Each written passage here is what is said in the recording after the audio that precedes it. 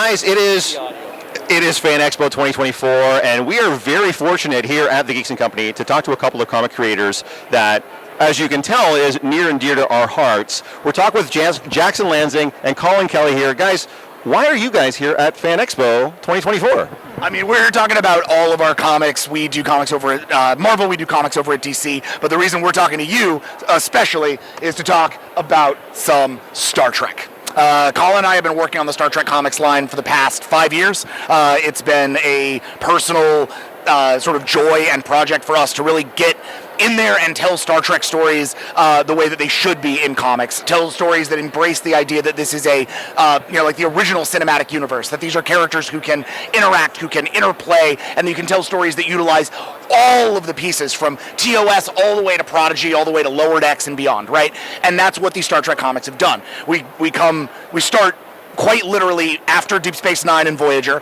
but before Nemesis, so everybody's on the table. 1 year, 2378, where technically nothing happened. And now everything happened. And basically we start with Benjamin Sisko coming, spoiler alert for Deep Space Nine, out of the wormhole at the end of DS9. The best Star Trek, the best captain. Please, everybody, please stop. This is terrible. Deep Sleep 9. Hold on, go ahead. Well, here's the thing, and this is why we do the books the way that we do. We love Benjamin Sisko, but we don't expect you to love Benjamin Sisko. So what we want to do is we want to have Sisko come out of the wormhole, but then we want to team him up on a new ship with crew from across the Star Trek canon. So that means that We have Data as his first officer. It's been Beverly Crusher at third officer in medical. We've got my best boy, Tom Paris, at the helm. We have Hoshi Sato from Enterprise. Her great-great-great-great-great-great-granddaughter, Lily Sato, is at communications. And then down in engineering, spoiler alert, we have one, 125-year-old Montgomery Scott.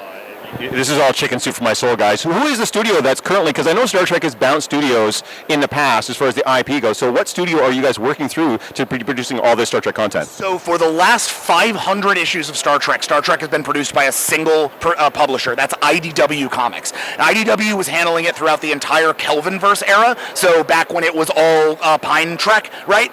That was all happening there. Mike Johnson did, I think about 100 issues of that book. It's outstanding. If you haven't read it, it's really interesting stuff. It's some of the best Kelvinverse ever made. It's really interesting. And when he was done and when they were finished and they came back around, that's when we came in. Was initially on a book called Star Trek Year 5. Which was the 5th year of the 5-year mission. This is your book. This is the one you'll love. Yeah. This is like TOS for TOS heads, but it's also drawn and written with a modern sensibility and a modern singularity. We're not trying to tell 60s stories now. We're trying to tell stories right now using the tools of the 60s. So that was a real joy. And then we turned that around into Star Trek. What do you guys do on the book? Each individual. Yeah, we write together. We've been best friends for 20 years. We've been writing together for 15. You can't find any of our work where you can tell who wrote what because we write everything together. Every single thing on this table is half written by Colin and half written by me. We call ourselves the Hive Mind to sort of best communicate this to people who maybe don't understand how it works. So like a mini collective, basically. Yeah, we are Borg. We share a single brain cell.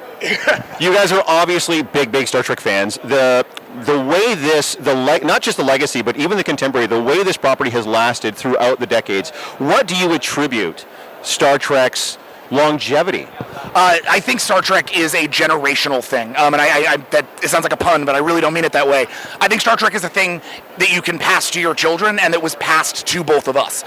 His father passed Star Trek to him. My mother passed Star Trek to me. It was a thing that allowed us to bond with our parents, but also allowed us to bond with utopic ideals. It allowed us to bond with hope. It allowed us to bond with a sense of service. Even in like left-leaning households that maybe don't think about military service a lot, I grew up wanting to be a Starfleet officer. Like, that's wild to me, right? Like, that's not a job. That's not a real thing you can do. But if it was, I would do it. But you can have it in your heart, right? That's the thing about Star Trek, is you can carry around that idea of being a Starfleet officer because you think, what would Picard do? What would Kirk do, right? And even though you can have these incredible characters, at the core of it, it is doing what's right. It's leading with empathy first and intelligence first, right? Like, you are not, your first instinct will never be punch your way out of this or explode your way out of this. It will be understand and embrace. And I think that is what we need, that's what every generation needs in order to kind of push us forward to that utopian ideal of the Federation. We can't get there unless we start being here now. This is why we wanted to do the comics,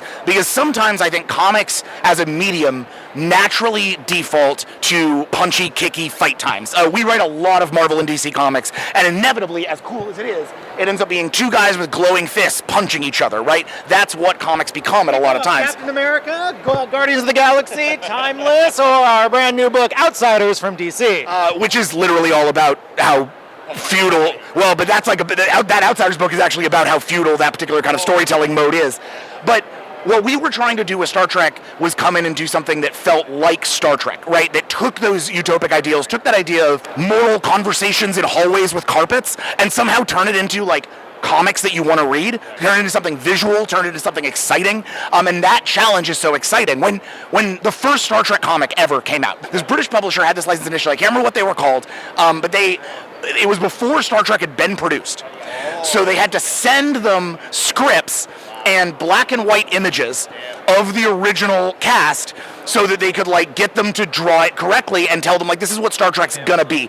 Which is why the Enterprise doesn't look like the Enterprise in those comics. It looks like a rocket.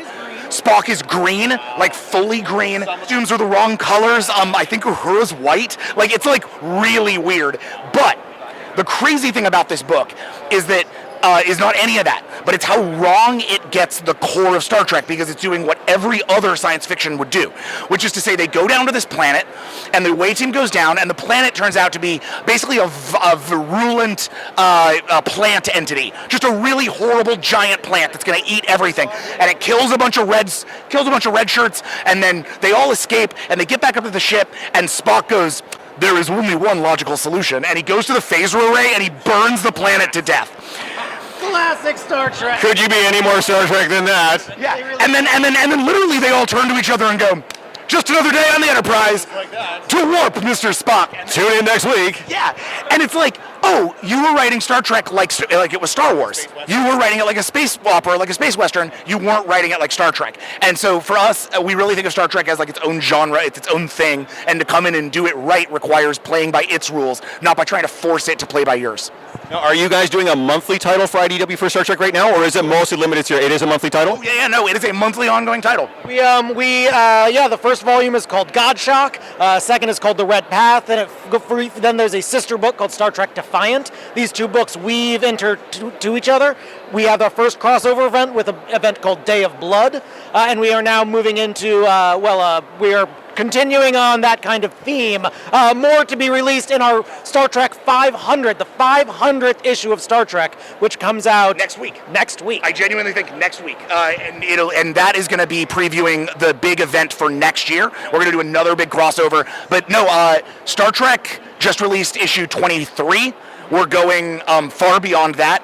Star Trek Defiant is, I think, now at issue 18 and is going far beyond that. There is a limited series tie-in called Sons of Star Trek by Mo Hampton and Anil Hernandez. Issue 4 just came out last week, so that's done. Everything we're doing on Star Trek is not about doing little limited minis. We're building a comics line that interlinks and fits together so that a reader who would read Avengers or Justice League or any other kind of like mainstream comic book, they can read Star Trek the same way. I was just going to ask, because there's such a huge body of work coming in, and it sounds like you guys are really kind of borrowing from a lot of different, for someone that's sort of intimidated, that's new to Trek, what's a good launching point for them to get into the work that you guys are producing? Star Trek #1. So we are very intent on this book being new reader friendly. The point of using all the toys is not to constantly be like, Hey, look, you remember this. Oh, look at this little reference. Don't you think that's cute? So you're not Deadpool and Wolverine just shotgunning cameos throughout. No, we're trying to introduce this to you so you fall in love with it like we did. So when you say like, oh wow, I want to know more about this Data character, great. There's 7 seasons of Next Generation, right? Yeah, I really want to fall in love with who's this Tom Paris? I mean, good luck. Welcome to Voyager, but you got my boy. In issue 6, I think, or 7 of Star Trek, we bring in one of our favorite characters from the current canon, which is Lieutenant Shax from Lower Decks. So we bring in Shax, but we play Shax seriously. We treat him like he is a character on Deep Space Nine, not like he's a character on Lower Decks. And as longtime friends of Mike McMahon, like we go way back, we all went to the Discovery premiere together, we were able to call Mike and be like, tell us everything about Shax, let's figure out how we're going to use him, let's figure out how to treat this character seriously, and then how do we take that and attach it to the Shax that you know from Lower Decks and bring that together. But yes, he does, spoiler alert, get to explode the warp core. He does in fact detonate the warp core, yes he does. Do we ever get to find out how he came back from the dead? No, I will never tell. He will never tell. I think that's Mike's story to tell when he wants to tell it. All we know is that the Black Mountain is there somewhere. The Black Mountain. Guys, it's been great talking to you today. If someone wants to check out your work moving forward, if they can't get here to FanExpo, how can they go about seeing what you guys are putting out? Go to your local comic book shop. If you don't know where your local comic book shop is, go to comicbookshoplocator.com or just like Google comic book shop near me. You will find one. Your comic shop needs your business. This medium is not that big a readership. We don't have the readership that film and television have in terms of viewership, and we should. So how do we change that? People who see this, who are interested in it, need to go to their local comic shop. I know it's going to be tempting to go onto Amazon and type in Star Trek Volume 1 and get it from Amazon. Don't do that.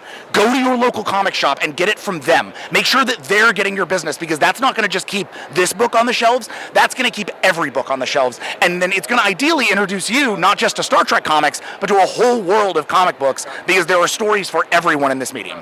Parting words, Colin? And if you want to find more about us, you can find us on Instagram or on Twitter at HiveMind Actual. We are the Hive Mind. We are one brain between two gentlemen. HiveMind Actual is where you can find all information about us. Guys, Jackson Lanzing, Collin Kelly, support local businesses and small businesses. Get down to your local comic shop, pick up some work by these two gentlemen. Guys, thank you so much for joining us today. We really appreciate it. Thank you. Our pleasure. Live long. And prosper. You betcha.